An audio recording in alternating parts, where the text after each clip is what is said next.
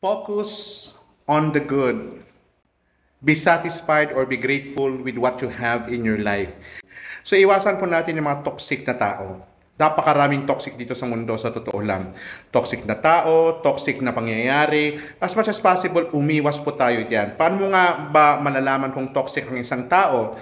Kung yung taong yan ay nagbibigay ng talagang stress sa buhay mo. Ito ang gagawin ko na ngayon since birthday ko kahapon. Magfo-focus na ako sa kung ano yung ikabubuti ng aking buhay. Ano nga ba yon? Syempre, kung ano yung ginagawa ko ay araw-araw na nagpapasaya sa akin. Itong pagre-reels ginagawa ko, itong pag-video ginagawa ko araw-araw kasi nagpapasaya ako sa ibang tao. So, be grateful with what you have. Ako kontento na ako sa kung ano yung meron ako. Ito na yon. Ito na yon. So, ayun. So, yun lamang.